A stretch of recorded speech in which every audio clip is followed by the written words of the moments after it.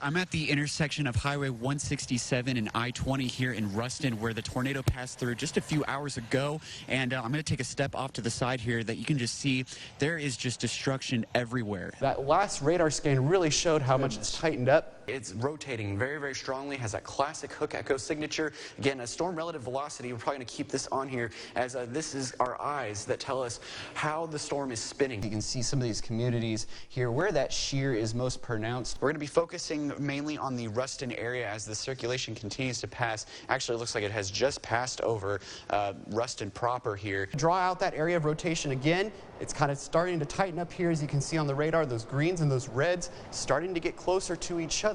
This is where that highest tornado potential exists, as with these inflow notches along the line. You know, we have that green ball right here. This is what we call a tornado debris signature, at least what it appears to be. More of a damaging wind threat as these storms become more linear, but it's these ones out ahead of it especially, and even along the line to an extent. We've already seen tornado warnings along that. This is the root system of a rather large tree that was knocked down, and it was inevitably knocked onto this carport and house that you see right behind me. It looks like enhanced risk for at least the southeastern sections. That's where the best chance of that severe weather is going to be, though most of the ArcLMS is in some sort of risk. Live storm tracker Doppler radar brought to you by Orm Young shows that still the heaviest rain is focused along the I-20 corridor, and it does go back down into the southwest a little bit.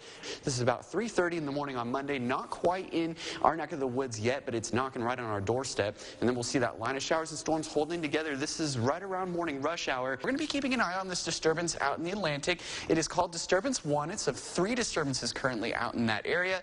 And yes, there is the possibility that this disturbance right here could be working its way into the Gulf of Mexico. The heaviest rain looks to be Friday into Saturday. Severe weather chances possible as well on Thursday, so stay weather aware.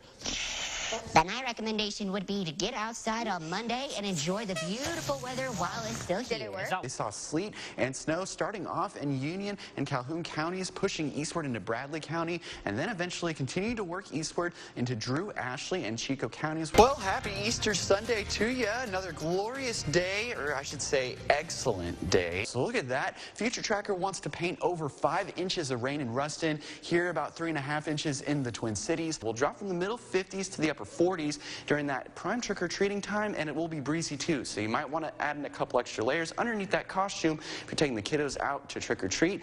Valentine's Day, well, it's a forecast that everyone's going to love, so if you're single or not, looking like a perfect day to get outside and enjoy it. Here's the current stats on Barry, again holding at tropical depression strength. Pressure continues to rise at the surface, and those max winds continue to decrease. Take a look at our tower cam. It's looking off towards the east, and a beautiful structure on this little rain shower. Actually, the rising air is right about there. Rain would be falling out of this. We're already off to a busy start here as a parade of systems is expected to train over the ArcLMS as we head into next week. We'll time out all the details with flooding, rains, and severe chances when NBC 10 News at 5 continues.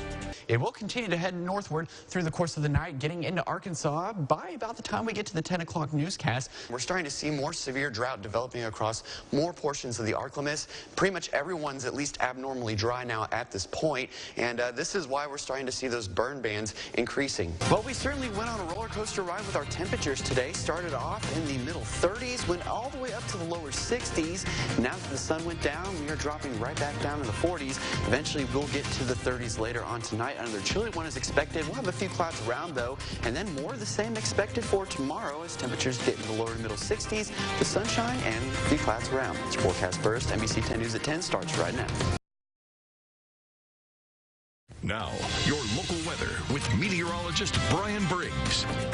Well, good Sunday evening to you. Hopefully you were able to enjoy the dry weather while we still had it. Unfortunately, that has come to an end. As early as this evening, we're already starting to see the effects of multiple systems across the ArcLMS in the form of showers and thunderstorms. Live storm tracker Doppler radar brought to you by Orm Young shows that this activity is mainly concentrated in southern portions of the ArcLMS at this time. Seeing a few more isolated showers and storms off towards the north. We're seeing that yellow flashing box. Yeah, that is a severe thunderstorm warning, but it's just outside of our area, and it's warned for hail. Actually had a 3-body scatter spike on it, which indicates fairly large hail on it. But as you can see, the storms coming in from the south indicate a much more unsettled atmosphere here as more moisture continues to funnel in ahead of this first system, as we'll see a series of systems coming in here through the ArcLMS over the next week or so. Not only will it bring that threat for heavy rainfall, but it will also bring the potential for severe weather as well. So let's dive right into this. Future Tracker showing that that scattered showers and storms will continue through the course of the night tonight. Some of them could be on the strong to maybe low and severe side. However, we have been removed from the marginal risk that we had earlier. So there's some good news there, but still, storms are going to be loud tonight. A lot of lightning and thunder, heavy rainfall at times too. This will be the case through Monday morning. You notice we really don't lose those storms. We'll continue to see this activity through the day, and they're going to be training over the same spots too.